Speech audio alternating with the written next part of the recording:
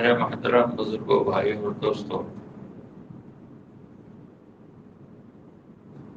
سب کچھ کرنے والی ذات اللہ کی،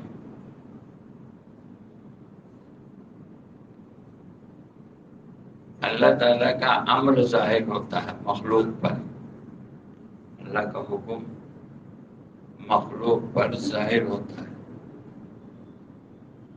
جو حکم مخلوق پر اللہ کا ظاہر ہوتا ہے وہی چیز مخلوق کے اندر سے نکلتی ہے۔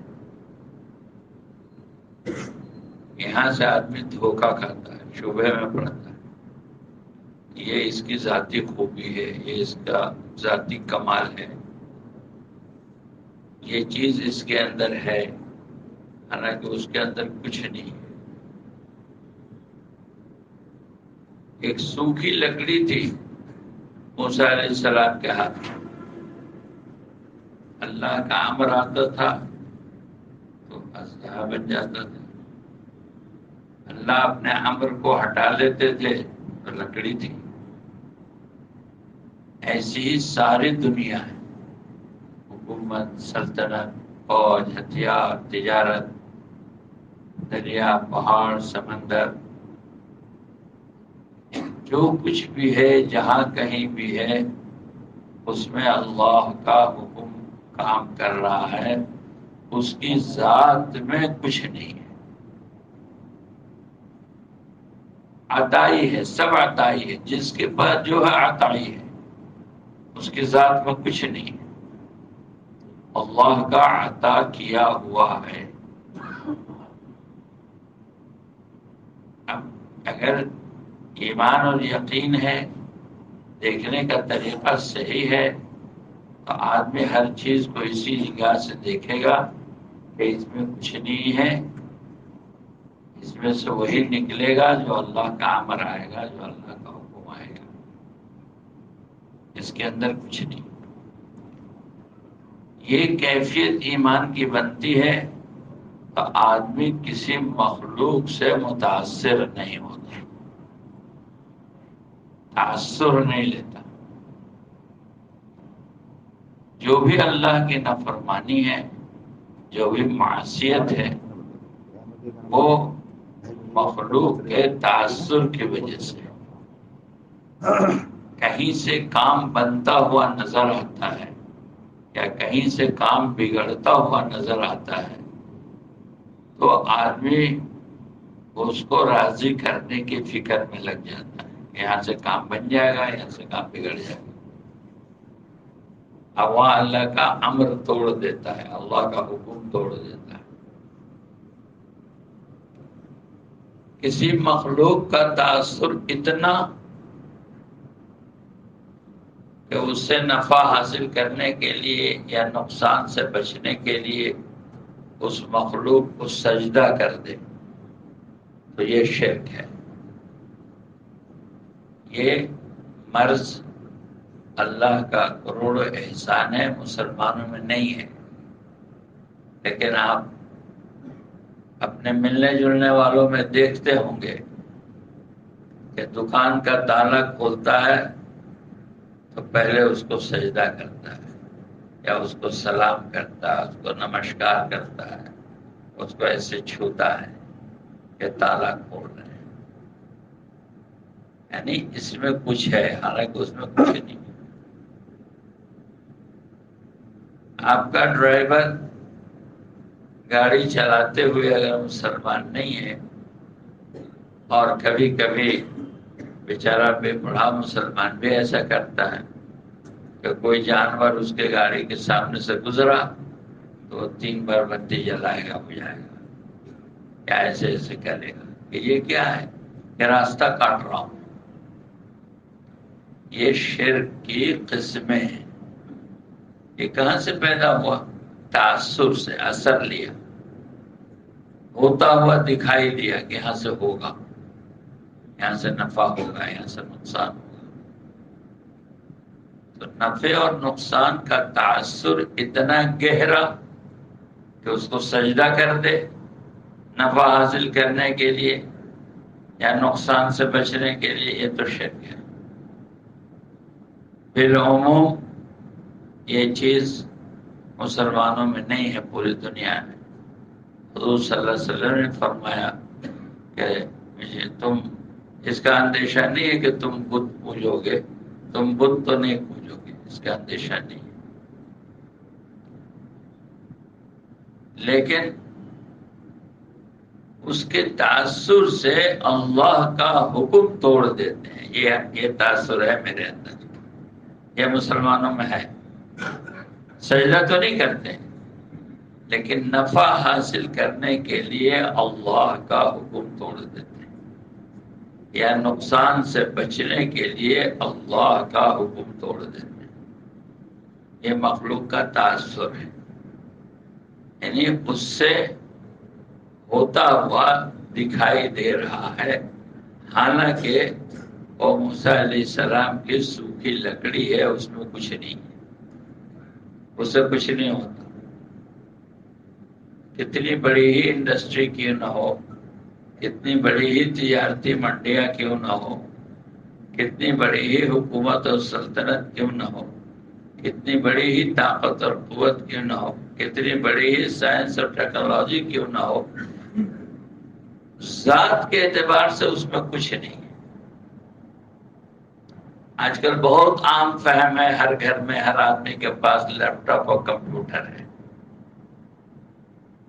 نہیں جاننے والا آدمی اس میں سے چیزیں نکالتے ہوئے دیکھے گا کہ کیا کمال ہے، تو میریکل ہے، یہ تو معجزہ ہے، اس میں سے چیزیں نکل رہی ہیں، حالانکہ اس کے کمپیوٹر میں وہی نکلتا ہے جو اس میں ڈالا جاتا ہے، اس کی ذات کے اعتبار سے وہ کچھ نہیں ہے، خالی ڈبہ ہے، اس کی ذات کے اعتبار سے وہ کچھ نہیں ہے، اور جو ڈالا جاتا ہے وہ نکلتا ہے۔ تو ایسے ہی ہر چیز،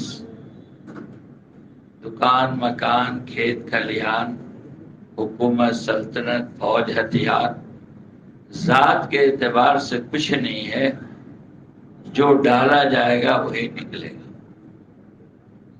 درختوں میں پھل نہیں ہے، ڈالا جاتا ہے تو نکلتا ہے۔ گائے بھینس میں دودھ نہیں ہے، ڈالا جاتا ہے تو نکلتا ہے۔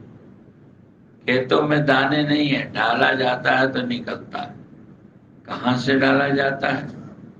رزقکم فی السماء وما توعدون، تمہاری روزی آسمانوں میں ہے جس کا تم سے وعدہ کیا گیا ہے، تمہاری روزی آسمانوں میں ہے، رزقکم فی السماء، وہاں سے ڈالا جاتا ہے، اللہ کی طرف سے ڈالا جاتا ہے۔ یہ سارے خالی برتن ہیں، ظرف، یہ ظرف ہے، یہ خالی برتن، ظرف کہتے ہیں برتن، خالی برتن۔ یہ دکان، مکان، کھیت کھلیان، حکومت، فوج، ہتھیار، انڈسٹری، جو کچھ بھی ہے یہ سب خالی برتن ہے، مظروف اللہ ڈالتے ہیں۔ برتن بڑا ہونا کامیابی کی دلیل نہیں ہے، کامیابی کی دلیل یہ ہے کہ ڈالنے والے نے اس میں ڈالا کیا۔ بڑے برتن میں کنکر پتھر ڈالا، چھوٹے برتن میں ہیرا موتی ڈالا تو چھوٹے برتن والا کامیاب، بڑے برتن والا ناکامیاب۔ ڈالنے والے نے اس میں ڈالا کیا، یہ اصل ہے۔ برتن بڑا کرنا یہ اصل نہیں، اس حقیقت کو سمجھنا یہ ایمان ہے۔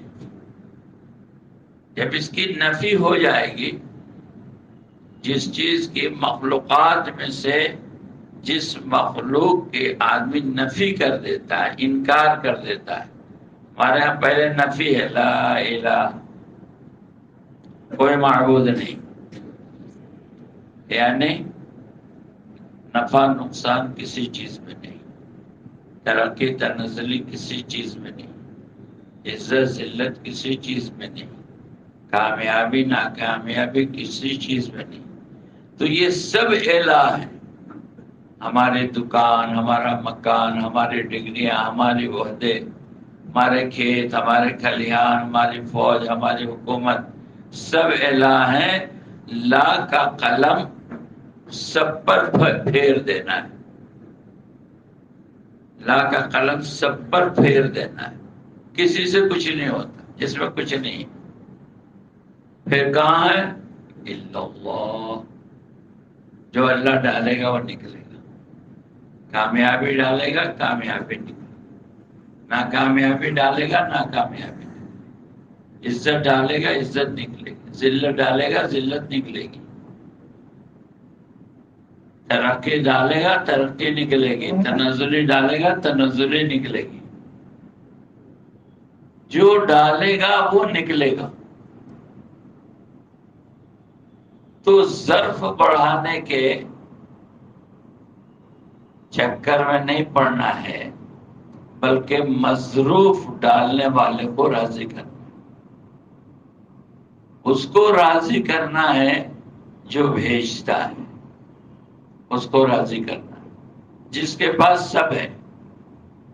اللہ تعالیٰ فرماتا ہے میرے پاس ہر چیز کے بے شمار خزانے، لامحدود، اللہ کی ذات لامحدود ہے، اس کی خوبیاں اور کمالات بھی لامحدود ہیں، تو ہر چیز کے میرے پاس لامحدود خزانے ہیں، لامحدود، کوئی حد نہیں، انلمیٹڈ خزانے ہیں اس کے پاس ہر چیز کے۔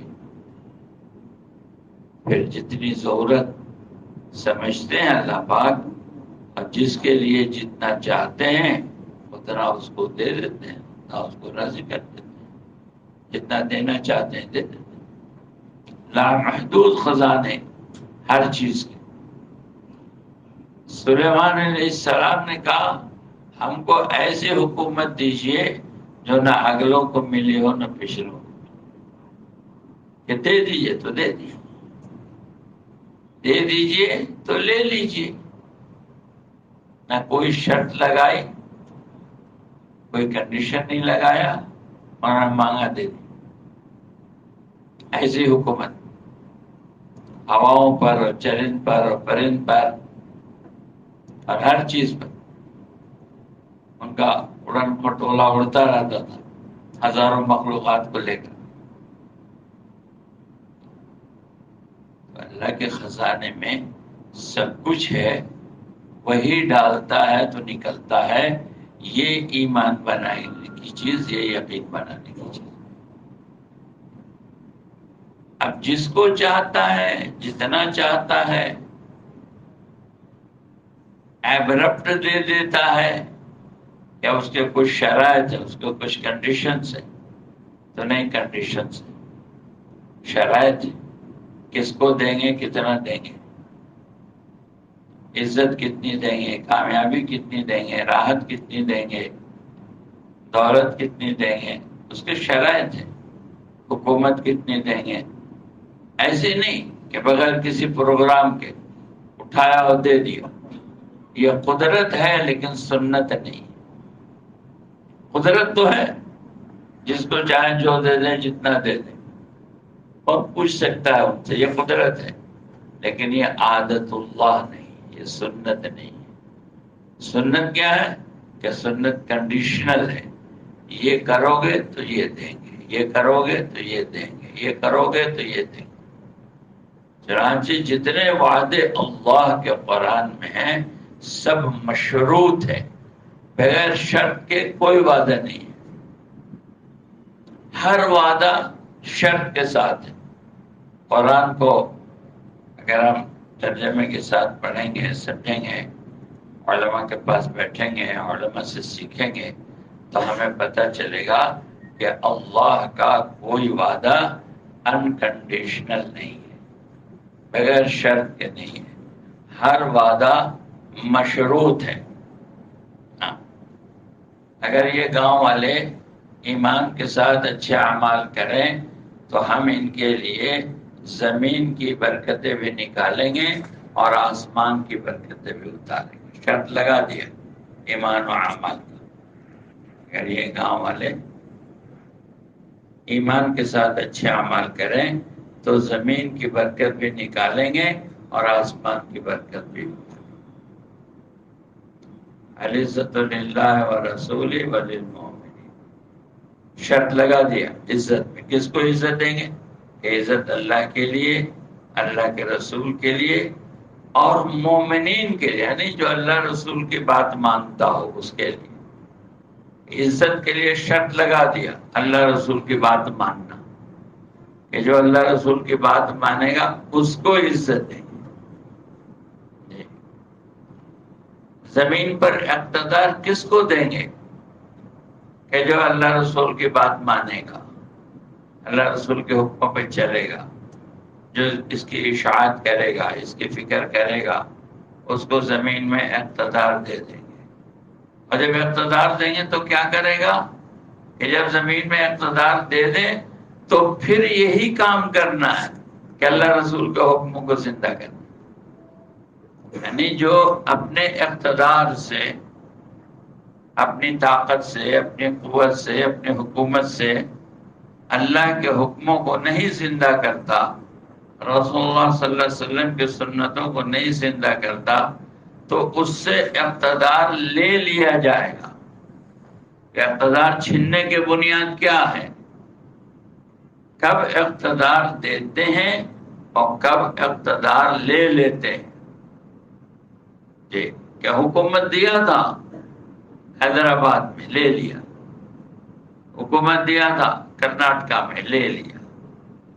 ہندوستان کا تخت دیا تھا، لے لیا. دیا کب اور لیا کب؟ جب چاہا دے دیا، جب چاہا لے لیا. چاہت پر ہے اللہ کے. ہاں قدرت ہے، قدرت ہے کہ جب چاہے دے دیں، جب چاہے لے دیں. لیکن انسانیت پریشان ہو جائے گی اگر قدرت استعمال کریں گے. انسانیت پریشان ہو جائے گی. کب لیں گے کہ مجھے معلوم نہیں، پتہ نہیں کب لے لیں. کب دیں گے تو مجھے معلوم نہیں، پتہ نہیں کب دے دیں. قدرت پر اس کو نہیں رکھا ہے قدرت، لیکن اس کو سنت پہ رکھا، مشروط بنایا، کنڈیشنل بنایا کہ یہ کرو گے تو یہ ہوگا، یہ کرو گے تو یہ ہوگا، یہ کرو گے تو یہ ہوگا. تم زکوٰۃ روک لو گے، ہم بارش روک لیں گے. کنڈیشنل، شرط لگا دی. تم زکوٰۃ روک لو گے، ہم بارش روک لیں گے. زکوٰۃ سب مسلمان پر فرض نہیں ہے. عام انسان تو اس کے مکلف ہی نہیں ہے، ان کے پاس ایمان ہی نہیں. تو عام انسان، دنیا میں 700 کروڑ آبادی، 150-200 کروڑ مسلمان، تو 500 کروڑ تو ایسے ہی نکل گئے، ان پر زکوٰۃ ہی نہیں. 150-200 کروڑ مسلمان ہیں، اس میں سے 1%، 2%، 4% پر زکوٰۃ، 10% پر زکوٰۃ، 90% پر نہیں. تو آپ 200 کروڑ مسلمانوں میں 10%، 20 کروڑ ہوئے. تو 20 کروڑ مسلمان مثال کے طور پر زکوٰۃ نہیں دے گا، اور بارش کس پر سے رکے گی؟ تمام مخلوقات پر سے، دریاؤں سے، سمندروں سے، یہ جانوروں سے، پیڑ پودوں سے. بارش رکے گی تو سب کو نقصان ہوگا. پیڑ پودوں نے کیا قصور کیا تھا؟ جانوروں نے کیا قصور کیا تھا؟ دوسری مخلوقات نے کیا قصور کیا تھا؟ نہیں. مسلمان زکوٰۃ روکے گا تو پوری مخلوق سے بارش روک دی جائے گی. زکوٰۃ کس نے روکا؟ مسلمان نے، وہ بھی چند مسلمان. بارش کس سے روکی؟ پوری مخلوق سے. پوری مخلوق سے بارش روک لی جائے گی. تو قرآن کریم کو دیکھیں گے تو پتہ چلے گا کہ اللہ کا ہر وعدہ کنڈیشنل ہے، مشروط ہے. کہیں ایسا نہیں کہا کہ جس کو جی میں آئے گا دے دیں گے، جب جی میں آئے گا دے دیں گے، جتنا جی میں آئے گا دے دیں گے. شرط لگائیں کہ ایسے دیں گے، ایسے دیں گے. یہ شرائط ہے. قرآن کو دیکھیں گے شرائط معلوم. انہی شرائط میں سے سب سے بڑی شرط جو مسلمانوں کے لیے کامیابی کی دنیا میں اللہ نے رکھی ہے، وہ یہ ہے کہ مسلمان یہ عزم کرے، یہ نیت کرے کہ ہم اللہ کے دین کو ہر کچے پکے مکان میں پہنچا کے دم لیں گے. ایک بات ہے، یہ نیت ہے. کیا ابھی کچھ نہیں، ابھی کیا ہے کچھ نہیں، ابھی تو اپنے گھر میں بیٹھا ہوا ہے، ابھی قدم بھی نہیں بڑھایا، ہاتھ بھی نہیں ہلایا، زبان بھی نہیں کھولی. یہ تو دل کا عمل ہے. دل میں نیت کیا کہ اللہ کے دین کو ہر کچے پکے مکان میں پہنچا کے دم لیں گے. یہ نیت کیا ایک آدمی نے اپنے گھر میں بیٹھ کر. وہ دنیا سے مرا چلا گیا، ہلا نہیں اپنی جگہ سے، ہاتھ پیر بھی نہیں ہلایا، زبان بھی نہیں ہلائی، اپنے مکان دکان میں رہا، مر کے چلا گیا. 1000 سال بعد بھی دین زندہ ہوگا اور ہر کچے پکے مکان میں پہنچے گا تو اس کی نیت اس میں لکھی جائے گی. کیا کچھ نہیں ابھی، نہ 1 گھنٹہ خرچ کیا، نہ 1 روپیہ خرچ کیا کچھ نہیں، صرف نیت کیا، وہ بھی زبان سے نہیں، دل سے. 1000 سال بعد بھی دین پھیلے گا تو دین پھیلانے والوں میں اس کا نام لکھا جائے گا. کتنا سستا سودا ہے. اور یہ پکی بات ہے کہ ایک دن ایسا آئے گا کہ ہر کچے پکے مکان میں دین پہنچے گا. یہ پکی بات ہے، یہ بدلنے والی بات نہیں ہے، یہ اٹل حقیقت ہے.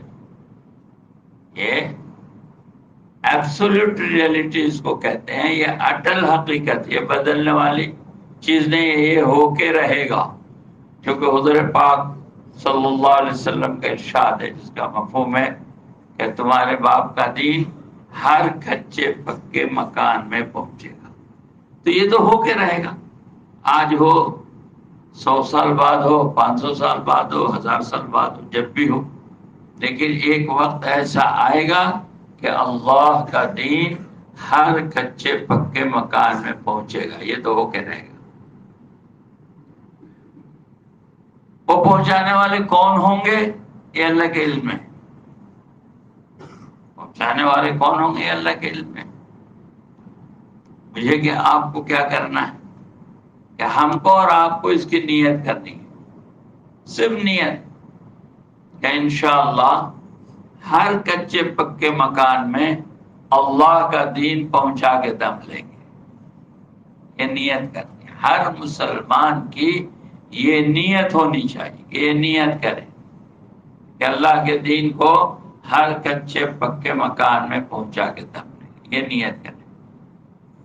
پھر اس نیت کی قبولیت کی دعا مانگے کہ اس میں بھی 1 پیسہ نہیں لگا.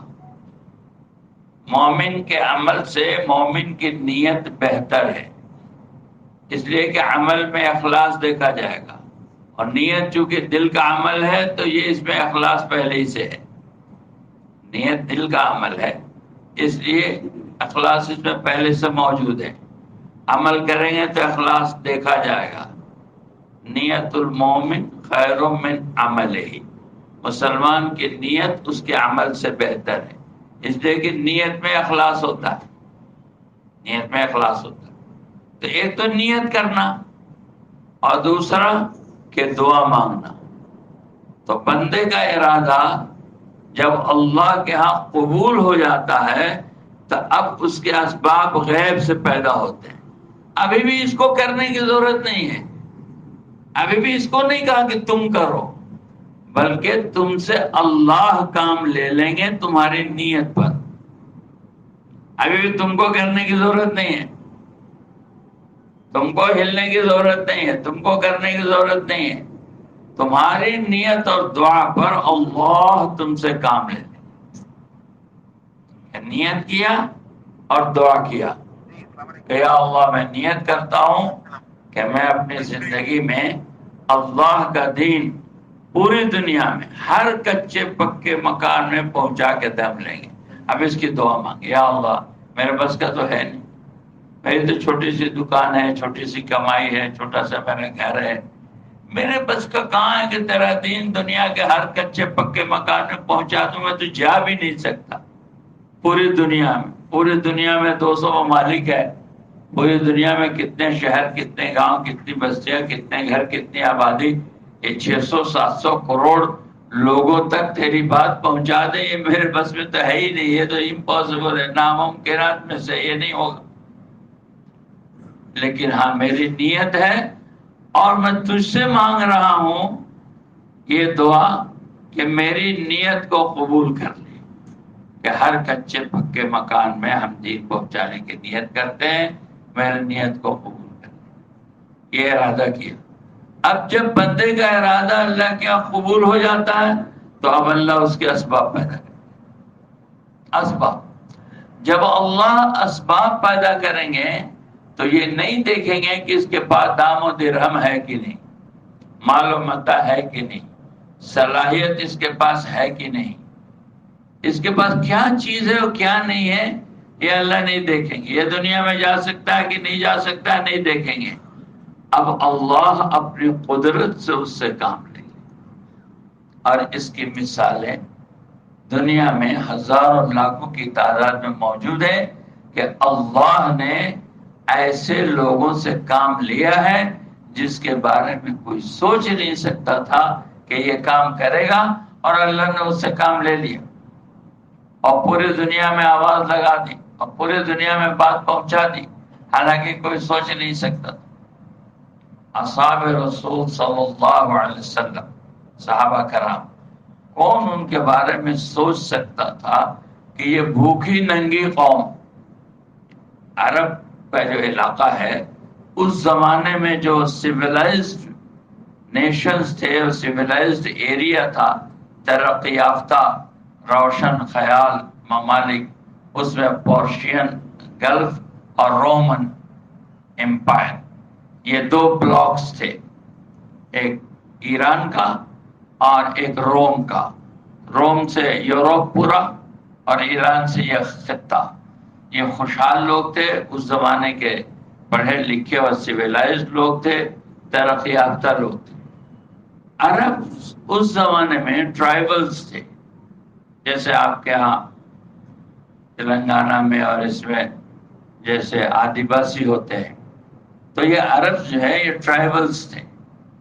ان کے مقابلے میں وہ اپنا بچا کچا ان کو بھیجتے تھے تو یہ کھاتے پیتے تھے، ان کے پاس نہ کھانا تھا، نہ کپڑا تھا، نہ مکان تھا، نہ تعلیم تھی، نہ تربیت تھی، نہ تہذیب تھا، نہ تمدن تھا، نہ علم تھا، کچھ بھی ان کے پاس نہیں تھا، یہ بھوکی ننگی قوم تھی۔ لیکن رسول اللہ صلی اللہ علیہ وسلم نے ان سے نیت کروائی، ان سے عزائم کروائے، ان کے بس کا نہیں تھا وہ نیت کرنا، وہ عزم کرنا۔ کہاں اتنی بڑی بڑی ترقی یافتہ قومیں اور کہاں ہم کہ ہمارے پاس کھانا نہیں، کپڑا نہیں، کیڑا مکوڑا کھا لیتے تھے، راستے کا پڑا ہوا خون چاٹ لیتے تھے بغیر تحقیق کے کہ یہ کیسا خون ہے، کس جانور کا خون ہے، حرام جانور کا ہے، حلال جانور کا ہے، راستے کا پڑا ہوا خون اٹھا کے چاٹ لیتے۔ ایسی جاہل اجٹ گنوار قوم تھی، اور رسول اللہ صلی اللہ علیہ وسلم نے اس سے نیت کروائی۔ قرآن میں اس نیت کا ذکر ہے کہ نیت کرو، عزم کرو، ارادہ کرو کہ اللہ کا دین پوری دنیا میں پھیلائیں گے۔ حالانکہ پوری دنیا میں وہ جا ہی نہیں سکتے تھے، وسائل ہی نہیں تھے۔ اس وقت کون سی سواری تھی کہ سمندروں کو پار کرتے اور پوری دنیا میں جاتے؟ لیکن نیت کرو، ارادہ کرو کہ ہم اللہ کا دین پہنچا کے رہیں گے پورے دنیا میں۔ تو جب یہ ارادے ان کے مضبوط ہوتے چلے گئے اور اپنے ارادے میں پختہ ہوتے چلے گئے اور اللہ سے اپنے ارادوں کو قبول کراتے چلے گئے، تو اللہ نے غیب سے ایسے اسباب پیدا کیے کہ اس وقت کی جو نون دنیا تھی، جو دنیا جانی پہچانی جاتی تھی اس دور میں، اس پوری دنیا میں اللہ کے دین کو لے کے پہنچ گئے۔ اللہ نے ان کو پہنچا دیا۔ سمندروں کے کنارے کھڑے ہو کے اعلان کیا کہ یا اللہ، اس کے پار بھی تیری کوئی مخلوق بستی ہے، اگر اس کا ہم پر علم ہو جائے تو اس سمندر کے سینے کو چاک کر کے ہم وہاں پہنچ جائیں اور تیرے پیغام کو پہنچا۔ ریگستانوں میں، جنگلوں میں، پہاڑوں میں، آبادیوں میں، جہاں کہیں بھی اللہ کے مخلوق کا پتہ ملا، وہاں اللہ کے پیغام کو لے کے پہنچ گئے، حالانکہ وسائل کچھ بھی نہیں تھے۔ بعضوں نے اپنی تمنائیں پوری کی، وعدہ پورا کیا، اور بعض اس کے انتظار میں ہیں کہ میرا وعدہ بھی پورا ہوگا۔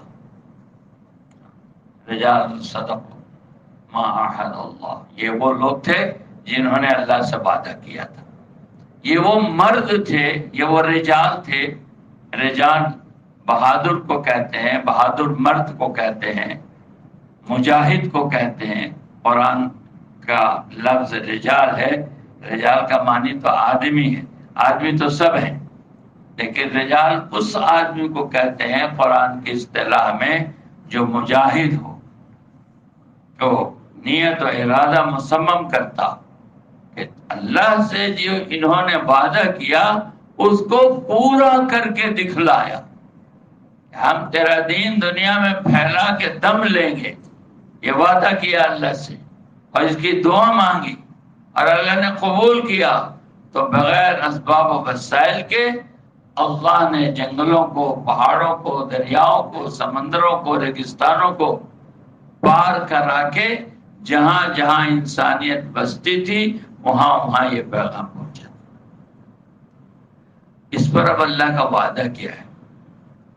اللہ کا وعدہ یہ ہے کہ جب تم میرا نام اور میرا کام اور میرا دین جب تم دنیا میں پہنچا دو گے تو تمہاری حیثیت کیا ہوگی؟ معلم الانسان، تم کو ہم انسانوں کا معلم بنائیں گے، انسانوں کا معلم۔ اور جو انسانوں کا معلم بنے گا، انسانیت کے دلوں میں اس کی محبت ڈالی جائے گی اور اس کے اوپر سرفرازی کا اس کے سر پر تاج رکھا جائے گا۔ جو معلم بنے گا انسانیت کا، کنتم خیر امۃ اخرجت للناس، جو معلم بنے گا انسانیت کا، خیر الناس من انفع للناس، کہ سب سے بہتر وہ ہے جو انسانیت کو نفع پہنچاتا ہے، جو انسانیت کا خیر خواہ ہے، اس کا ویل وشر ہے، تم میں سب سے بہتر وہ ہے، سب سے بہتر آدمی، سب سے بہتر انسان وہ ہے جو انسانیت کا خیر خواہ ہے۔ تو جو انسانیت کو اللہ کا پیغام پہنچائے گا تو انسانیت کے دلوں میں اس کی محبت ڈالی جائے گی، اور سرفرازی کا، کامرانی کا، اور عزت کا، اور سعادت کا، سیادت کا، قیادت کا، امامت کا، خلافت کا تاج اس کے سر پر پہنایا جائے گا۔ چنانچہ ہماری عزت، ہماری شرافت، ہمارا وقار، دنیا میں ہمارا رعب اور دبدبہ، غیروں میں، اپنوں کے دلوں میں محبت اور محبوبیت، یہ سب اس پر ہے کہ ہم اللہ کے پیغام کو دنیا میں پہنچانے کی نیت کر کے عملی قدم اٹھانا شروع کر دیں گے تو پھر ساری دنیا کو اللہ قدموں میں لا کے ڈالیں گے، ساری دنیا کو۔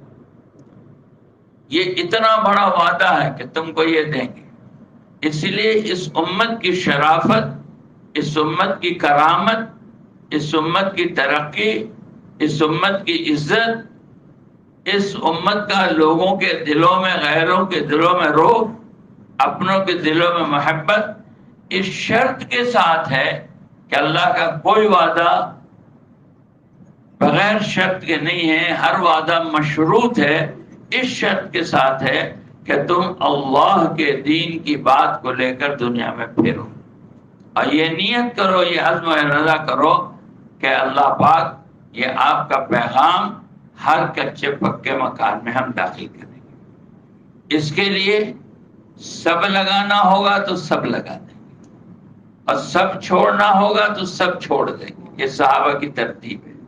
صحابہ کی ترتیب چلے کی نہیں ہے، 3 دن کی نہیں ہے، 4 مہینے کی نہیں ہے، سال کی نہیں ہے۔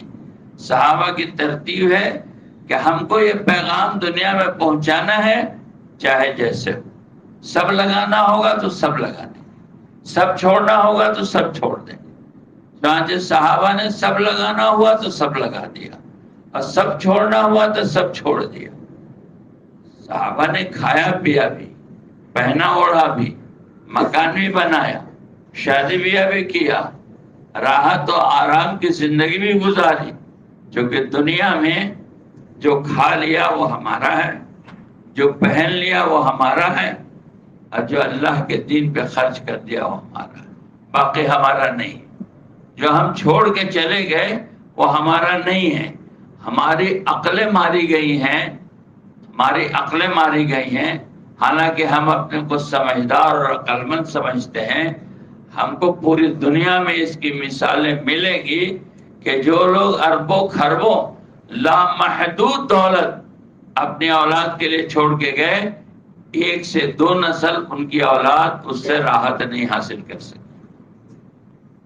1 سے 2 نسل بھی نہیں حاصل کر سکی، یعنی کہیں تو بیٹے بھی نہیں حاصل کر سکے اور کہیں پوتا آتے آتے دم توڑ دیا، کچھ نہ حاصل ہو سکا، حالانکہ اربوں خربوں لوگ چھوڑ کے گئے تھے، سلطنت کا سلطنت، بادشاہت کی بادشاہت لوگ چھوڑ کے گئے ہیں، لیکن جس اولاد کے لیے چھوڑ کے گئے کہ 7 پشت تک میری اولاد اس سے نفع اٹھائے گی، وہ 1 پشت بھی اس سے نفع نہیں اٹھا سکی۔ یہ بالکل آنکھوں سے نظر آ رہا ہے، ہم نظر اٹھا کے دیکھیں، پھر بھی ہمارا ذہن بھی وہی ہے کہ ہم ذخیرہ بنا کے جائیں، ذخیرہ بنا کے جائیں۔ ہم ذخیرہ بنا کے جائیں گے، ہم قبروں میں ہوں گے، میری اولاد کے کام آئے گی کہ نہیں آئے گی، یہ کوئی پٹا لکھ کے اللہ پاک نے نہیں دیا ہے۔ ہاں یہ ضرور دیا ہے، یہ ضرور دیا ہے کہ اگر ہم نے کھا لیا، پہن لیا اور اللہ کے دین کے تقاضے پہ لگا دیا، تو جو اللہ کے دین کے تقاضے پہ لگا دے گا اس کی اولاد کو اللہ ضائع نہیں کرے گا، اس کی اولاد کو اللہ ضائع نہیں کرے گا۔ جن لوگوں نے اللہ کے دین پہ لگا دیا ان کی اولادوں کو اللہ نے ضائع نہیں کیا۔ قرآن ہی میں اس کا وعدہ ہے کہ جو اللہ کے دین پہ لگائے گا اس کی اولاد کو اللہ ضائع نہیں کرے گا۔ اور خضر علیہ السلام اور موسیٰ علیہ السلام کے واقعے میں ہے کہ وہ دیوار سیدھی کر دیا تھا، حالانکہ گاؤں والوں نے کھانے پینے کے لیے نہیں پوچھا۔ موسیٰ علیہ السلام نے پوچھا آپ نے دیوار کیوں سیدھی کر دی ان کی، حالانکہ وہ گاؤں والوں نے کھانے پینے کو بھی نہیں پوچھا۔ کہا اس لیے کہ اس کے باپ نے چھپا کے خزانہ اور دولت رکھا تھا اور اولاد اس کی چھوٹی تھی، دیوار گر جاتی تو لوگ نکال لیتے۔ کانا ابوہما صالحا، اس کا باپ نیک تھا۔ مفسرین کہتے ہیں اس کی تفسیر میں کہ اس کا باپ نیک تھا تو اس کی اولاد کے لیے وہ ذخیرہ کام آ گیا، اس کی دیوار کو سیدھا کر دیا۔ اگر باپ نیک ہے تو اولاد اس کے خستہ حال نہیں ہوگی، بلکہ اولاد کے لیے اللہ انتظام کر دیں گے۔ اگر باپ نیک ہے تو اولاد پریشان نہیں ہوگی، ہاں 7 نسلوں کے لیے اللہ انتظام کر دیں گے۔ لیکن اگر یہ نیک نہیں ہے اور ذخیرہ اندوزی کر کے اولاد کے لیے گیا تو گواہ ہے زمانہ، آنکھ کھول کے دیکھیں گے تو پتہ چلے گا کہ بڑے بڑے اسٹیٹ اور بڑی بڑی حکومتیں اور بادشاہتیں چلی گئیں اور ان کی اولاد دنیا سے بھیک مانگتی ہوئی گئی ہے، اور ان کی اولاد دنیا سے یہ قسم پرسی کی حالت میں گئی۔ حضرت علی میاں صاحب رحمۃ اللہ علیہ 62 میں 62 میں وہاں گئے ہوئے تھے میانمار، رنگون، برما کی مسجد میں مولانا کا بیان ہوا 62 میں۔ وہ بیان ابھی بھی ہے، ریکارڈنگ پر لوگ سنتے۔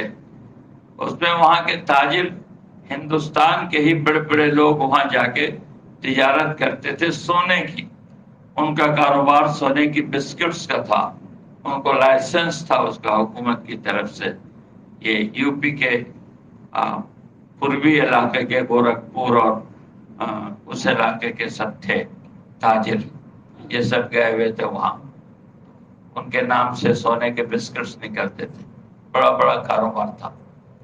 تو مولانا علی میاں صاحب نے اپنی تقریر میں ان سے کہا کہ تم اللہ کے دین کو دنیا میں پھیلانے کی نیت کرو اور نکلو اللہ کے راستے، نیت کرو اللہ کے دین کو پھیلا کے دم لیں گے۔ اللہ کا دین دنیا میں پہنچائیں گے، اس کے لیے اللہ کے راستے میں نکلو، اس کی نیت کرو، کاروبار آگے پیچھے کرو اور نکلو، نہیں تو ایک وقت ایسا آئے گا کہ نکلو گے نہیں تو نکالے جاؤ گے۔ اور مولا نے یہ کہہ کے وہاں سے چلے آئے، اور اس کے بعد وہاں سے انقلاب آیا ہے، تو اس انقلاب نے حکومت نے یہ قوانین پاس کیے کہ صاحب جتنے فارینرز سے یہاں کام کرتے ہیں ہندوستان کے باہر کے، سب کی دکانوں کو سیل کیا اور ہوائی جہاز میں بیٹھا کے سب کو ہندوستان بھیج دیا۔ جو بدن پر کپڑا تھا اسی کپڑے میں لوگ ہندوستان آ گئے، دوسرا کپڑا بھی لینے کا موقع نہیں ملا۔ اور اس سال کے رمضان میں ان کی عورتوں نے نقاب پہن کر کلکتہ کی سڑکوں پر بھیک مانگا اور زکوٰۃ مانگا۔ جو لاکھوں لاکھ زکوٰۃ دینے والے تھے وہ ان کی عورتوں نے بھیک مانگا، ان کی عورتوں نے زکوٰۃ لیا۔ یہ سمجھنے کی بات ہے، ذخیرہ رکھنے سے کچھ نہیں ہوگا، بلکہ ہم اللہ کے دین کا کام کریں گے، جو بتایا گیا، جو شرائط بتائے گئے، ہم ان شرائط کو پورا کریں گے تو اللہ تبارک و تعالیٰ کا غیبی نظام چلے گا، اور سینکڑوں سال کے لیے اللہ تعالیٰ نسلوں کو استقامت دیں گے اور قوت دیں گے، نسلوں کو استقامت اور قوت دیں گے، بشرطے کہ شرط کیا ہے کہ نیت کرے کہ ہم اللہ کے دین کو پھیلا کے دم دیں گے۔ سب سے زیادہ کام دنیا میں دین کا، جو سب سے زیادہ دین پھیلا ہے، دین 3 قافلوں سے پھیلا ہے۔ 1400 سال کی اسلامی ہسٹری دیکھیں گے تو 3 قافلے ہیں جن سے دین پھیلا ہے۔ ایک تو مجاہدین کی جماعت، مجاہدین کی جماعت دین پھیلانے کے لیے ہی جاتی تھی، ان سے دنیا میں دین پھیلا ہے، ایک تو وہ ہے۔ دوسرا حاجیوں کی جماعت، اس زمانے کے حج کی طرح حج نہیں تھا، اس زمانے میں حاجیوں کے قافلے چلتے تھے، 6 مہینے میں مکہ المکرمہ پہنچتے تھے اور 6 مہینے میں واپس آتے تھے۔ کسی ملک والوں کو اور زیادہ بھی لگتا ہوگا، 8 مہینہ بھی لگتا ہوگا، 10 مہینہ بھی لگتا ہوگا، سال بھی لگتا ہوگا، لیکن یہ حاجیوں کا قافلہ چلتا تھا۔ بڑے بڑے قافلے ہوتے تھے، 500 600 700 800 کے قافلے ہوتے تھے۔ ان قافلوں میں علماء ہوتے تھے، صلحاء ہوتے تھے، محدثین ہوتے تھے۔ تو وہ قافلے جب اپنی منزل طے کر کے پڑاؤ ڈالتے تھے تو اس میں سیکھنا سکھانا ہوتا تھا۔ لوگ پڑھتے تھے علماء سے، محدثین سے، اکابر اولیاء ہوتے تھے، لوگ ان سے ذکر سیکھتے تھے، لوگ ان سے اپنے قلب کی اصلاح کراتے تھے، اکابر اولیاء بھی اس میں ہوتے تھے۔ جب قافلہ پڑاؤ ڈالتا تھا تو اگل بغل کے علاقوں میں یہ ملاقاتیں بھی کرتے تھے، دعوت دینے کے لیے بھی جاتے تھے، اور گاؤں علاقے والے ان کو دیکھ کر ملنے جلنے بھی آتے تھے، کون لوگ ہیں یہ آئے ہوئے ہیں، ان سے ملو جلو سوچو دیکھو، تو یہ لوگ ملتے جلتے تھے۔ تو یہ حاجیوں کے قافلے سے دین پھیلتا تھا۔ جن علاقوں سے، پوری دنیا سے جو اس وقت جانی پہچانی جانے والی دنیا تھی، جہاں مسلمان آباد تھے، وہاں سے قافلے حج کے لیے چلتے تھے، اور ان کو سال بھر، 1.25 سال 1.5 سال موقع ملتا تھا، یہ دین کا کام کرتے ہوئے جاتے تھے، ان سے دین پھیلتا تھا۔ اور ایک تیسری جماعت تھی تاجروں کی، جس سے دین پھیلتا تھا۔ تجارت کا انداز بھی آج کی طرح نہیں تھا، یہاں سے ہوائی جہاز سے اڑے اور تائیوان اور چائنا چلے گئے اور سنگاپور چلے گئے اور ہانگ کانگ چلے گئے، وہاں سے تجارت کا مال یہاں لایا، یہاں سے وہاں لے گئے، ایسا نہیں تھا، بلکہ قافلے چلتے تھے ان کے بھی، تاجروں کے 500 600 700 کے بڑے بڑے قافلے ہوتے تھے۔ یہ مہینوں میں ہندوستان آتے تھے، ہندوستان سے جاتے تھے ایران آتے تھے، ایران سے جاتے تھے دنیا کے مختلف ملکوں میں، افریقہ کے ملکوں میں، ایشیا کے ملکوں میں یہ تاجروں کے قافلے جاتے تھے، اور یہ راستے میں پڑاؤ ڈالتے تھے، سامان بیچتے خریدتے بھی تھے، راستے میں بھی وہاں کی چیزیں خریدتے تھے، جو اپنے پاس ہوتا تھا ان کی ضرورت کا بیچتے تھے۔ ان قافلوں میں بھی علماء اور صلحاء ہوتے تھے، اور ان قافلوں میں بھی دیندار لوگ ہوتے تھے۔ اس وقت بے دین اور بے نمازی ہونے کا کیا سوال تھا، یہ سب دیندار لوگ تھے۔ علاقے کے لوگ ان سے ملتے تھے اور ان سے دین پھیلتا تھا، دین کا کام ہوتا تھا۔ چنانچہ جتنا دین تاجروں کے قافلے سے پھیلا ہے اتنا نہ مجاہدین سے پھیلا ہے نہ اتنا حاجیوں کے قافلے سے پھیلا ہے۔ سب سے زیادہ دین تاجروں سے پھیلا ہے۔ یہ ایک کریڈٹ کی بات ہے، یہ ایک فخر کی بات ہے، اللہ کی نعمت کی بات ہے کہ اللہ نے تاجروں کو قبول کیا ہے اس کے لیے کہ ان کے ذریعے سے جتنا دین پھیلتا ہے کسی سے اتنا دین نہیں پھیلتا۔ اور اسلام میں صحابہ میں جو فرق مراتب ہے، صحابہ میں آپس میں جو فرق مراتب ہے کہ کس کا درجہ کیا ہے، وہ دین پر مال لگانے سے ہے، جان لگانے سے نہیں ہے۔ مال لگانے سے حضرت ابوبکر اور حضرت عمر رضی اللہ تعالیٰ دونوں میں مقابلہ رہتا تھا، میں آگے بڑھ جاؤں، میں آگے بڑھ جاؤں، میں آگے بڑھ جاؤں، میں آگے بڑھ جاؤں۔ حضرت ابوبکر حضرت عمر سے جو آگے بڑھے ہیں وہ مال لگانے میں آگے بڑھے، مال لگانے کہ حضرت عمر تبوک کے موقع پر بڑا گٹھر لے کے آئے اور حضرت ابوبکر چھوٹی سی پوٹلی لے کے آئے، لیکن نبی صلی اللہ علیہ وسلم کا سوال عجیب تھا، سوال پرسنٹیج کے اعتبار سے کیا نبی صلی اللہ علیہ وسلم۔ نبی تھے، یہ نہیں کہا کہ تم کتنا لائے، یہ نہیں پوچھا، یہ اگر پوچھتے تو حضرت عمر بڑھے جاتے۔ کتنا لا نہیں پوچھا، تم نے گھر میں کتنا چھوڑا، کتنا پرسنٹ گھر میں چھوڑا اور کتنا لے کے آئے؟ کہا 50% گھر میں چھوڑا ہوں، 50% لے کے آیا ہوں۔ حضرت عمر نے بتایا۔ حضرت ابوبکر سے پوچھا گیا آپ نے کتنا چھوڑا، انہوں نے کہا کچھ نہیں چھوڑا، 100% لے کے آیا۔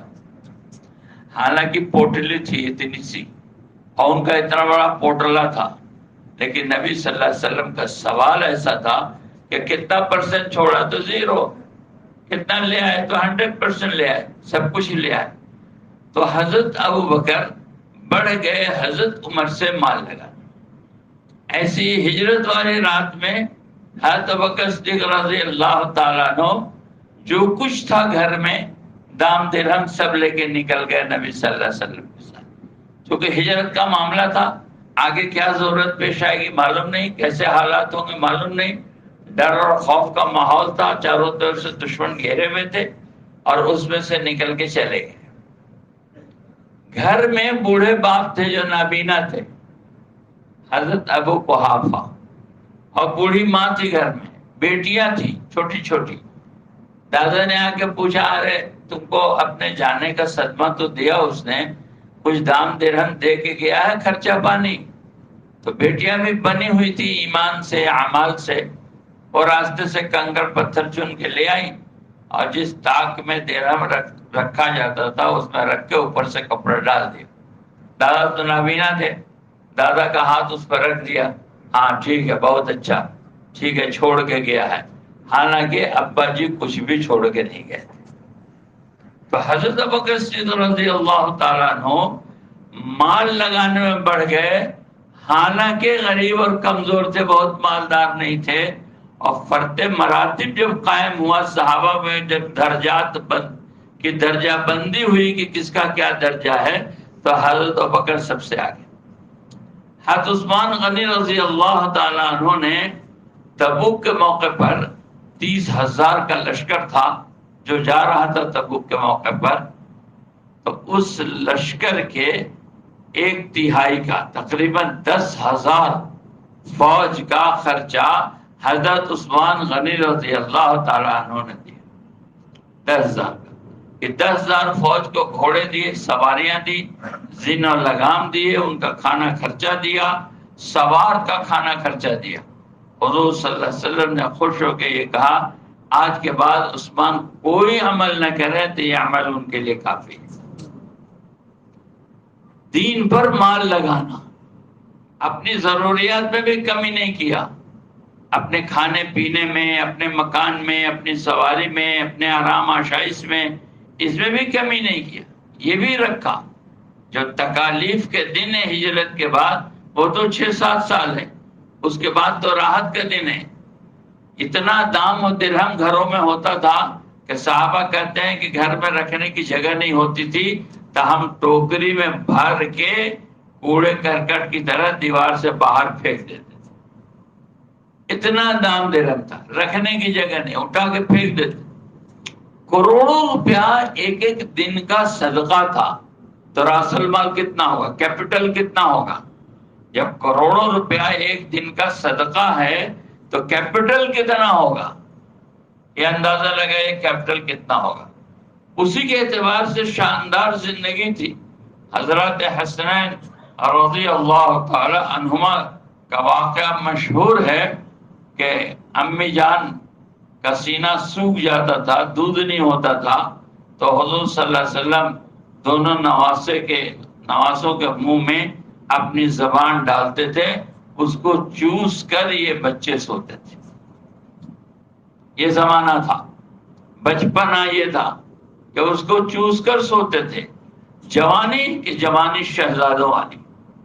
حضرت حسنین رضی اللہ تعالی عنہما جوانی ان کی گزری ہے شہزادوں کے, پرنس والی, جیسے پرنس ہو. یہ ایک واقعہ لکھا کتابوں میں کہ یہ لوگ حج میں جا رہے تھے. حضرت حسنین دونوں بھائی, ان کے چچا زاد بھائی حضرت عبداللہ, یہ لوگ حج میں یا عمرے میں جا رہے تھے. راستے میں ان کا توشہ ختم ہو گیا. کوئی گھر تلاش کیا کہ کوئی گھر ملے, تو ایک گھر دکھائی دی, ایک جھوپڑی صحرا میں. وہاں تو صحرا ہی صحرا. تو اس جھوپڑی پر گئے تو ایک عورت تھی, تو بتعارف کرایا کہ ہم ہاشمی لوگ ہیں, یعنی حضور صلی اللہ علیہ وسلم کے خاندان والے ہیں, ہم بیت اللہ شریف جا رہے ہیں, ہمارا توشہ ختم ہو گیا, ہم کو کچھ کھلاؤ. ایک بکری تھی, اس نے کہا اس کا دودھ نکال کے پی لو. تو دودھ نکال کے ان لوگوں نے پی لیا. پھر کہا کچھ اور کھلاؤ, تو اس نے کہا اسی کو ذبح کر دو, پکا دیتے ہو, کھا لو. تو ان لوگوں نے ذبح کر دیا, اس نے پکا دیا, ان لوگ کھا لیے. چلتے وقت ان لوگوں نے کہا کہ ہم مدینے میں رہتے ہیں, کبھی مدینہ آنا ہو تو ہم سے ملنا. بات ختم ہو گئی, لوگ چلے گئے. اس کا شوہر شام کو آیا, بکریاں چراتا تھا. پوچھا وہ بکری کیا ہوئی تھی, انہوں نے قصہ سنایا. تو اس کو یقین نہیں ہوا, اس کو لگا کوئی ٹھگنے والے لوگ تھے, آ کے ٹھگ کے کھا کے چلے گئے, اس کو بیوقوف بنا کے. کچھ دنوں کے بعد کچھ بیماری آئی ہے, کوئی حادثہ ہوا, اس کے پاس 40-50 بکریاں تھیں, مر گئی. ابھی لوگ مجبور ہو گئے, دونوں میاں بیوی مشورہ کیا کیا کریں, چلو مدینے چلتے ہیں, کچھ کام کریں گے. تو مرد جنگل سے لکڑیاں کاٹ کے لا کے بیچتا تھا, عورت گھروں میں برتن دھوتی تھی. ایک دن صبح وہ کسی گھر سے برتن دھو کے نکلی, تو حضرت حسن یا حسین رضی اللہ تعالیٰ عنہ دونوں میں سے کسی ایک کی نگاہ پڑی, تو وہ پہچان گیا. وہ تو نہیں پہچانی, یہ پہچان گئی. انہوں نے اس سے پوچھا کہ تم وہ جنگل میں رہنے والی بکری والی بڑھیا وہی ہو؟ ہم لوگ گئے تھے تمہارے یہاں, کھایا تھا ہم لوگوں نے, دودھ پیا تھا. تو اس کو یاد ہے, اس نے کہا کہ ہم وہی ہے. یہاں کیسے آ گئی؟ اپنا قصہ سنا, میرے ساتھ حادثہ ہوا, ہم آ گئے. شوہر کیا کرتا ہے تو جنگل سے لکڑیاں لاتا ہے, تم کیا کرتی ہو؟ تو ہم گھروں میں برتن دھوتے ہیں. تو بلا کے لے گئے, میرے ساتھ چلو. اپنے خزانچی کو بلایا, خزانچی کو بلا کے کہا کہ اس کے لیے 1000 بکری خریدی جائے اور 1000 سونے کی اشرفی دیا جائے. اب آپ جوڑیے سونے کی اشرفی کی آج کیا قیمت ہے. 1000 اشرفی کی کتنی قیمت ہوئی؟ کئی کروڑ. جس کے لیے خریدا جائے, اور 1000 بکری. پھر اپنے غلام سے بھائی کے پاس بھیجا کہ جاؤ بھائی کے پاس تعارف کرا دینا کہ یہ میزبان بڑھیا ہے. لے کے تعارف کرایا, تو انہوں نے بھی 1000 بکری دیا, 1000 سونے کے اشرفی دی. پھر کہا عبداللہ کے پاس لے جاؤ, ان سے بھی تعارف کرا دینا. وہاں لے گئے, انہوں نے پوچھا کیا دیا, تو دونوں شہزادوں نے 1000 دیا ہے. 1000 بکری اور 1000 سونے کا وہ سکہ, جو سونے کی اشرفی. تو اب تو ان لوگوں نے اتنا دیا, تو اب زیادہ ہم کریں گے تو ان کی توہین ہوگی. پھر بھی میری طرف سے 2000 بکری اور 2000 اشرفی. اب جوڑ لیجئے اماؤنٹ کتنا بنتا ہے.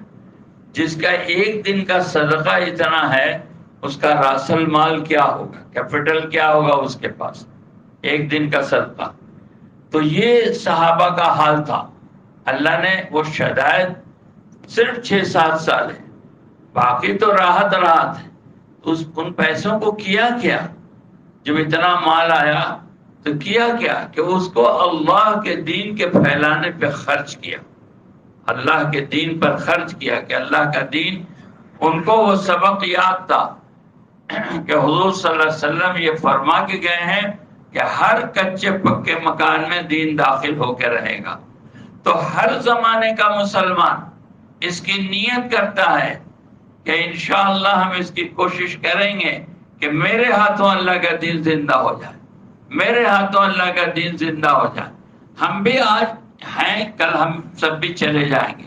ہمارے پہلے جو لوگ تھے وہ چلے گئے, انہی نیتوں کے ساتھ گئے, انہی ارادوں کے ساتھ گئے کہ ہم اللہ کا دین ہر کچے پکے مکان میں پہنچا کے رہیں گے. ہمیں بھی یہ نیت کرنی ہے. ہو سکتا ہے کہ میرے زمانے میں بھی یہ نہ ہو, آپ کے زمانے میں بھی نہ ہو سکتا ہے 100 سال بعد ہو, 200 سال بعد ہو, 500 سال بعد ہو, 1000 سال بعد ہو.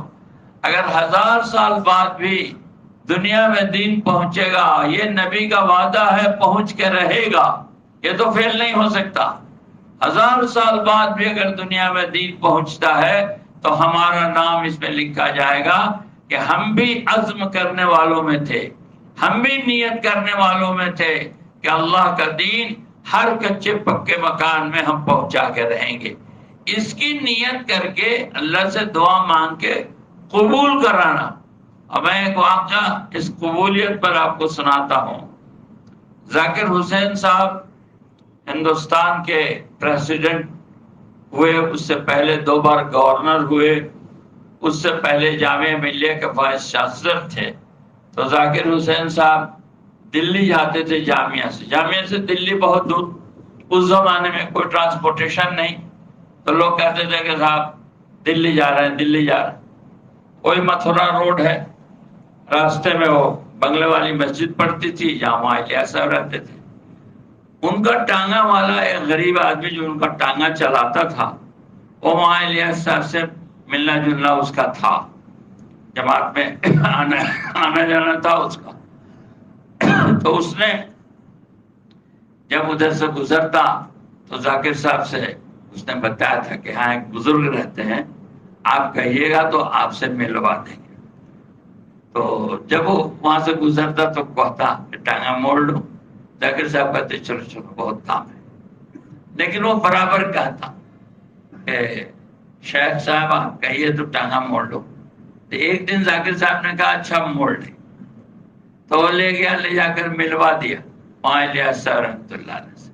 پھر ذاکر صاحب اتنا متاثر ہوئے کہ مائلیہ صاحب رحمۃ اللہ علیہ کے پاس آنے جانے لگے. ان کی زندگی میں تبدیلی آئی, ان کا دینی ذہن بنا.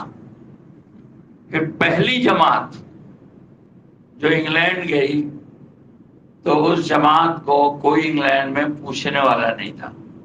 یہاں سے آتا پتہ لے کے گئی تھی ہندوستان سے, جو ہندوستانی انگلینڈ میں تھے. لیکن لوگ ان کو برا بھلا کہتے تھے, تم لوگ یہاں بھی آ گئے, یہاں بھی پیچھا نہیں چھوڑا, تم لوگ یہاں بھی پہنچ گئے. کوئی سننے کے لیے تیار نہیں, لوگ ہوٹل میں ٹھہرتے تھے. تو اخبار میں انہوں نے اشتہار دیکھا کہ ذاکر صاحب انگلینڈ آئے ہوئے ہیں. تو ان لوگوں نے ان سے رابطہ کیا, کیونکہ وہ نظام الدین آتے تھے تو ملاقات تھی. تو ان لوگوں نے رابطہ کیا. تو ذاکر صاحب نے کہا کہ تم لوگ یہاں آئے ہو, کہاں میں آئے ہیں, کس پرسی میں ہے, اتنا دن ہو گیا کوئی سنتا ہی نہیں ہے. کہنے لگے کوئی بات نہیں, میری فلاں جگہ دعوت ہے کھانے کی رات میں, تم لوگ وہیں آ جاؤ, وہیں ہم سب سے تعارف کرائیں گے. تو یہ آدمی جو ہے, یہ لوگ پہنچ گئے, جماعت پہنچ گئے وہاں. ذاکر صاحب نے ان لوگوں کو سمجھایا بجھایا کہ آپ لوگ کیا کرتے ہیں, یہ مہمان آئے ہیں, اتنے بڑے بڑے آفیسر سے یہ لوگ آئے ہیں, آپ لوگ ان کا ساتھ نہیں دے رہے, اور دین کا کام کے لیے آئے تو ساتھ دو.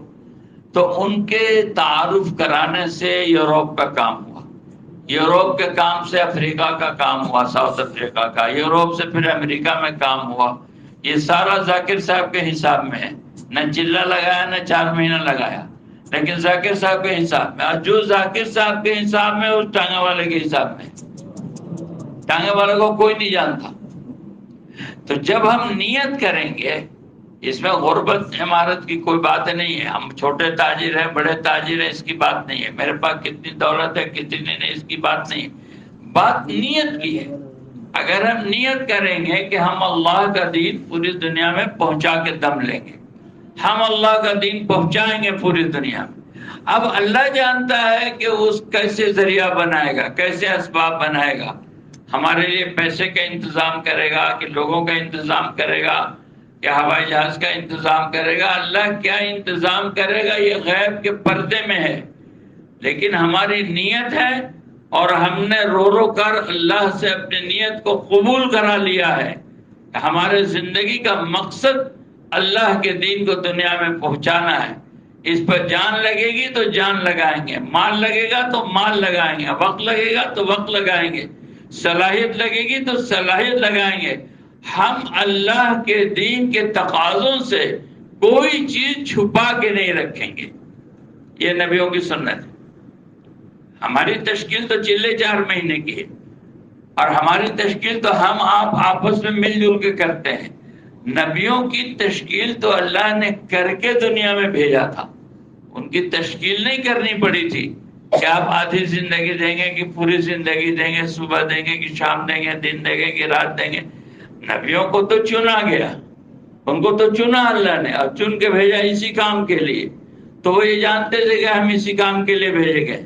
تو انبیاء علیہ السلام نے اللہ کے دین کی تقاضوں سے کسی چیز کو چھپا کے نہیں رکھا، کسی چیز کو بچا کے نہیں رکھا۔ اللہ کے دین کے تقاضے پر سب کچھ لگانے کی نیت تھی انبیاء علیہ السلام کی، جان کی ضرورت پڑی جان دیں گے، مال کی ضرورت پڑی مال دیں گے، وقت کی ضرورت پڑی وقت دیں گے، صلاحیت کی ضرورت پڑی صلاحیت دیں گے۔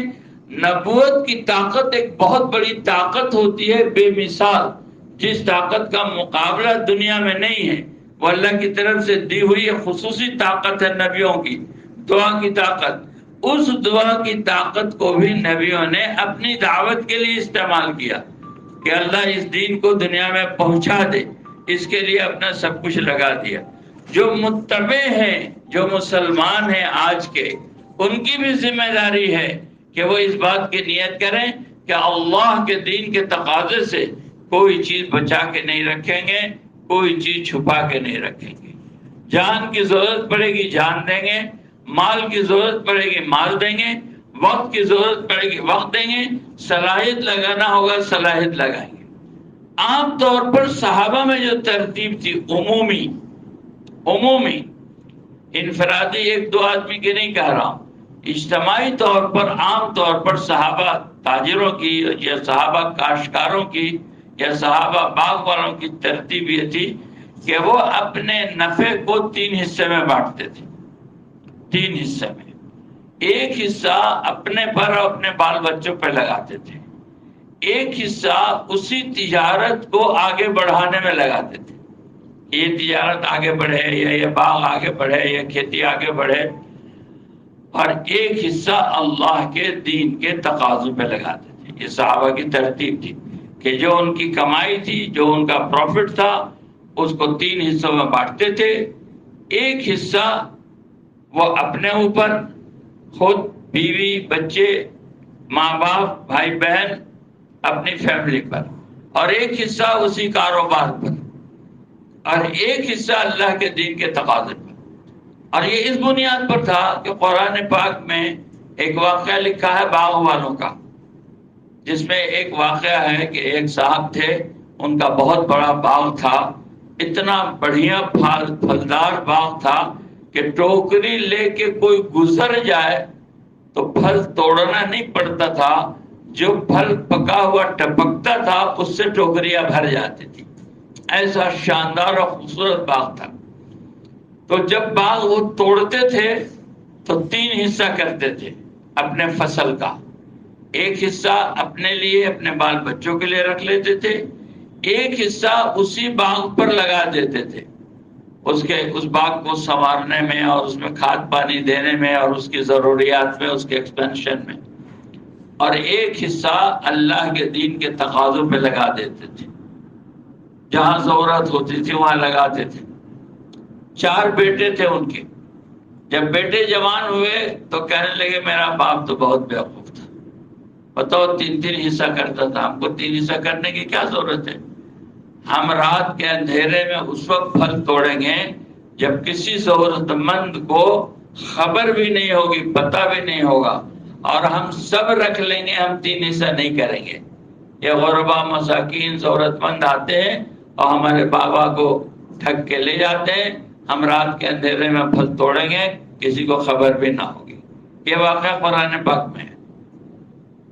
اب رات کو وہ چلے 4 بھائی اپنے باغ کا پھل توڑنے کے لیے، جب باغ کے قریب پہنچے اسی نیت کے ساتھ، نیت بہت بڑی چیز ہوتی ہے کہ ہم کسی کو کچھ نہیں دیں گے، کسی کو ہوا نہیں لگنے دیں گے، سب میرا ہے، کسی کا کچھ نہیں ہے، اس نیت سے جب باغ کے قریب پہنچے تو ایک آگ کی لپٹ آئی اور اس باغ کو ایسا جلایا کہ پھر وہ اپنا کھیت بھی نہیں پہچان سکے کہ میرا کھیت ہے، یہ ایسا جلایا کہ پتہ نہیں چلا۔ تو صحابہ کی ترتیب میں سے ایک ترتیب یہ بھی تھی کہ اپنی کمائی کا، ایک ترتیب تو خیر صدیق اکبر رضی اللہ تعالیٰ عنہ والی تھی کہ سارا جان سارا مال اللہ کے لیے، یہ تو بہت اعلیٰ ترتیب ہے۔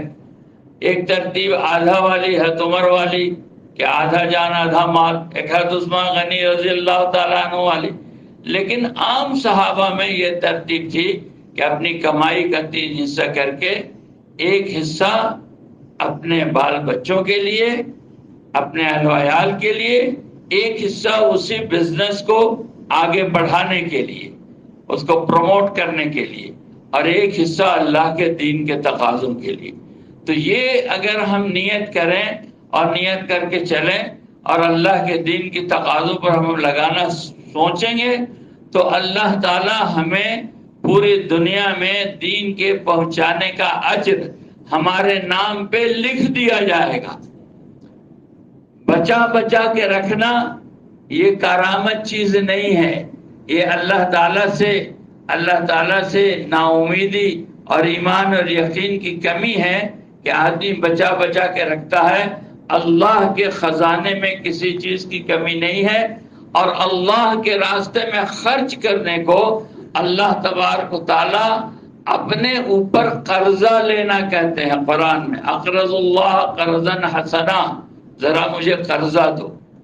اللہ تعالیٰ یہ نہیں کہتے ہیں میرا ہی دیا ہوا اللہ مجھے، حکمن نہیں، زبردستی نہیں، میں ہی دیا ہوں، بے شک اللہ ہی دیے ہے، میرا دیا ہوا اللہ مجھے، یہ نہیں کہتے ہیں، بلکہ پیارا جملہ کہتے ہیں مجھے قرضہ دو، اقرض اللہ قرضا حسنا۔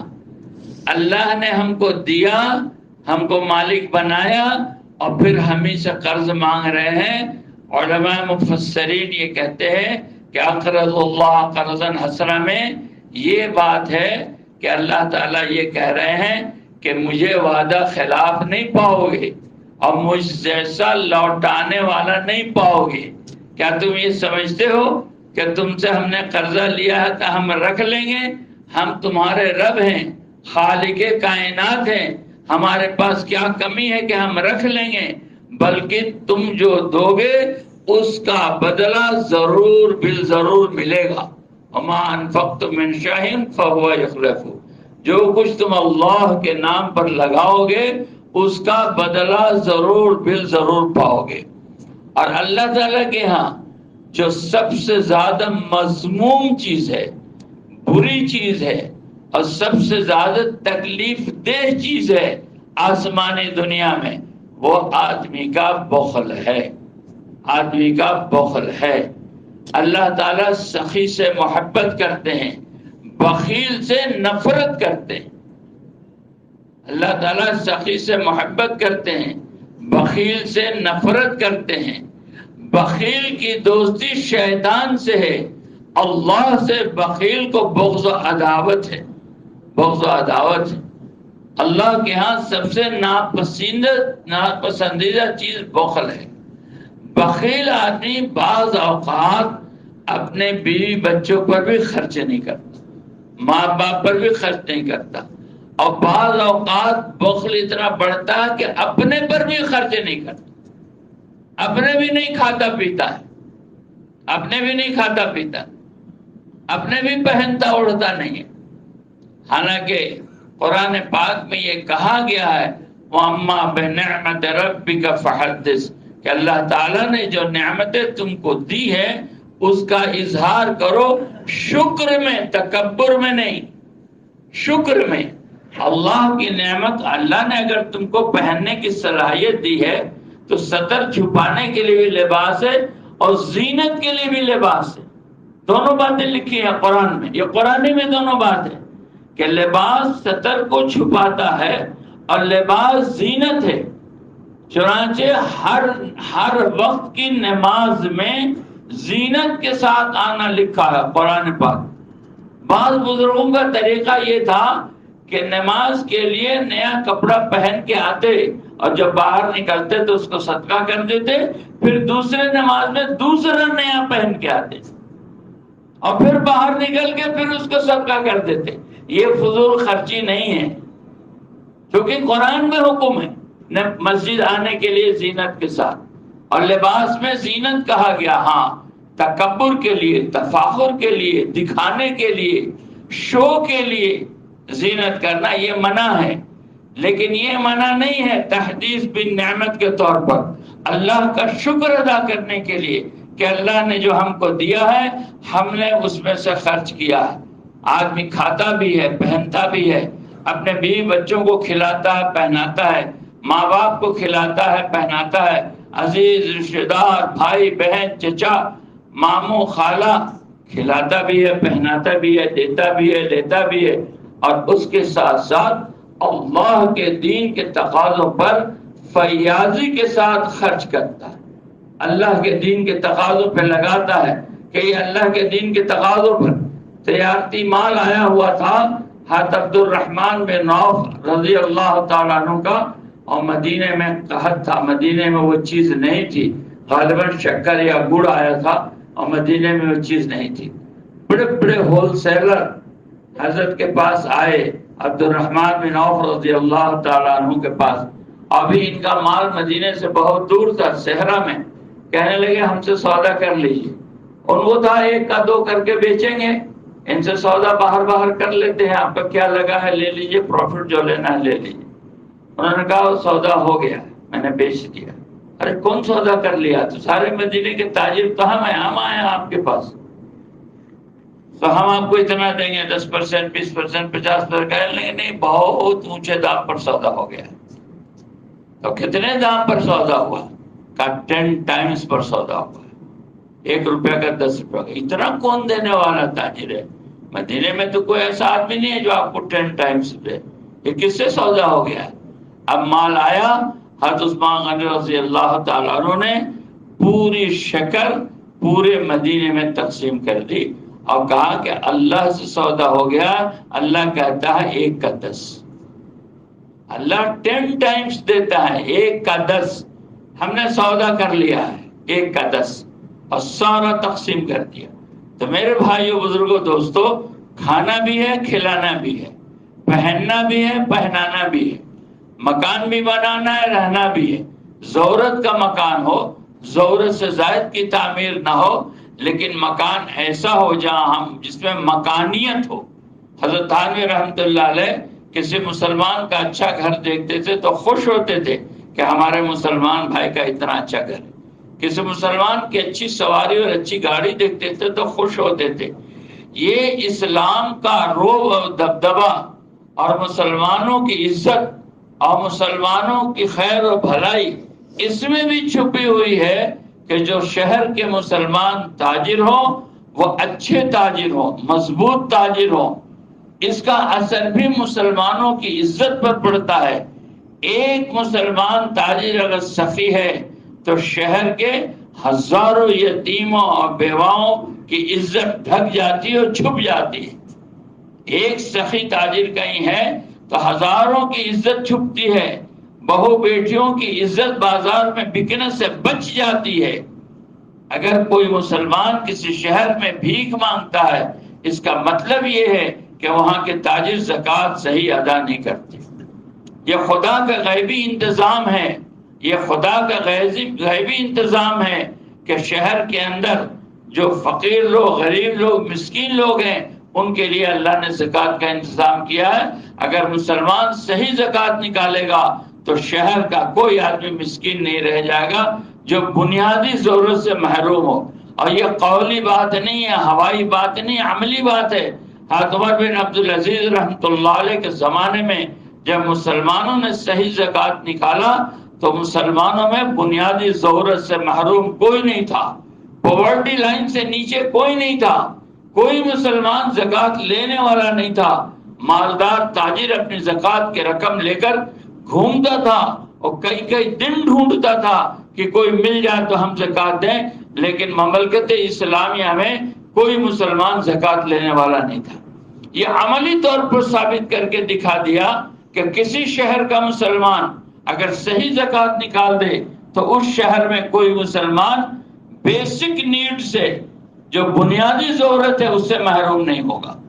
تو یہ چیزیں زکوٰۃ تو فرض ہے جو نکالنا ہے، اس کے علاوہ ہے اللہ کے دین کے تقاضوں پر خرچ کرنا، کہ ماں باپ کو ہم زکوٰۃ نہیں کھلائیں گے، پوتا پوتی نواسے نواسی کو ہم زکوٰۃ نہیں کھلائیں گے، ہم ان کو تو اپنے مال میں سے کھلائیں گے۔ تو یہ چیز کہ ہم اپنے مال میں سے خرچ کریں، اگر مسلمان بخل کو ختم کر کے سخاوت پر آ جائے تو اللہ تعالیٰ فرماتا ہے سخی گنہگار سے ہم راضی ہیں اور بخیل نیکوکار سے ہم ناراض ہیں۔ بخیل نمازی، بخیل تہجد گزار، بخیل ذکر کرنے والا، اس سے اللہ ناراض ہے، اور سخی گنہگار سے اللہ راضی۔ آدمی کی سخاوت اس کے ہزاروں عیب پر پردہ ڈال دیتی، آدمی کی سخاوت اس کے ہزار عیبوں پر پردہ ڈال دیتی ہے، اور پتہ نہیں کون سی سخاوت اس کو کہاں لے جائے گی اور کہاں سے اس کے مغفرت کا سامان کر دے گی، کس کے آنسو وہ پوچھا ہوگا اور کس کے رونگٹے اس کے صدقے سے کھڑے ہوئے ہوں گے، اور کون رو کر اس کو دعا دیا ہوگا، کون یتیم اس کے لیے کھڑا ہو جائے گا، کون بے سہارا کھڑا ہو جائے گا اور اس کو جنت میں لے کے جائے گا، یہ ہم سوچ نہیں سکتے۔ اس لیے میرے بھائیو، بزرگو، دوستو، یہ سخی بننا کہ سخاوت ایک خوبی ہے جو دل میں پیدا ہوتی ہے۔ نبی پاک صلی اللہ علیہ وسلم کی خوبیوں میں سے یہ خوبی ہے سخی ہونا، اور بخیل ہونا کہ شیطان فقر سے ڈراتا ہے اور شیطان بخل کو لاتا ہے، اور شیطان کہتا ہے کہ آگے کا کیا ہوگا، سوچ کے دیکھ، خرچ کر دے گا تو تمہارے بیوی بچوں کا کیا ہوگا، تمہارا کیا ہوگا۔ رحمان امید دلاتا ہے کہ خرچ کرو، آسمان والوں سے نا امید مت ہو، خرچ کرو، آسمان والا تم کو دے گا۔ اس لیے میرے بھائیو، بزرگوں، دوستو، ہم اپنی نیتوں کو بلند کریں، اپنے عزائم کو بلند کریں، اور پورے شہر کے اعتبار سے ہم اس کی فکر کریں کہ شہر کے جو تجار ہیں وہ اللہ کے دین کے لمبے لمبے تقاضوں کو پورا کرنے کی نیت کریں، اور اس کے لیے قدم آگے بڑھائیں کہ پورے دنیا میں کوئی بہت بڑی دنیا نہیں ہے، اب تو دنیا مٹھی میں اتنی چھوٹی سی دنیا ہے، دنیا میں 200 ممالک ہیں، صرف 200، 2000 نہیں، 20,000 نہیں، 2 لاکھ نہیں، 200 ممالک ہے دنیا میں۔ اگر حیدرآباد شہر اس بات کی نیت کر لے تو 200 ملکوں کو جماعت دے سکتا ہے، ایک جماعت میں 8 آدمی، ایک جماعت میں 10 آدمی، 200 ملکوں کی جماعت میں 2000 آدمی۔ حیدرآباد کی آبادی کتنے لاکھ کی ہے، اور یہاں کتنے تاجر ہیں جو باحیثیت ہیں، 2000 آدمی تیار ہو جائے تو 200 ملکوں میں جماعت جا سکتی ہے۔ ایک حیدرآباد شہر 200 ملکوں کو جماعت دے سکتا ہے، اور اس میں ہم کو کچھ نہیں کرنا ہے۔ میں نے بنیادی طور پر عرض کیا تھا کہ پہلے نیت کرنی ہے، عزم کرنا ہے، ارادہ کرنا ہے۔ ہم اللہ کے دین کو دنیا میں گھر گھر تک پہنچا کے دم لیں گے، ہم اللہ کے دین کو دنیا میں لے کے جائیں گے۔ عزم کرنا ہمارا کام ہے۔ اگر ہم حیدرآباد سے قدم باہر نہیں نکالے لیکن نیت پوری دنیا کو کیا تو پوری دنیا میں دین پھیلانے کا اجر ملے گا، چاہے ہمارا قدم حیدرآباد سے باہر نہیں نکلا۔ ہم حیدرآباد میں پیدا ہو کر اور حیدرآباد میں کھا پی کے مر کے دفن ہو گئے، پھر بھی پوری دنیا میں دین پھیلانے کا اجر ملے گا، اس لیے کہ ہم نے نیت کی تھی کہ پوری دنیا میں دین پھیلائیں گے۔ تو ہم اس کی نیت اگر کریں گے تو حیدرآباد سے 200 جماعتوں کا بن جانا یہ کوئی بعید بات نہیں ہے۔ اپنے نیت کو قبول کرانا ہے، یا اللہ ہم نے یہ نیت کی ہے دنیا میں تیرا دین پھیلا کے رہیں گے، یا اللہ تو ہم کو قبول کر لے۔ نیت کرتے ہیں بھائی انشاءاللہ، اللہ تعالیٰ قبول فرماوے۔ اب ایک ترتیب یہ ہے کہ بھائی 4 مہینے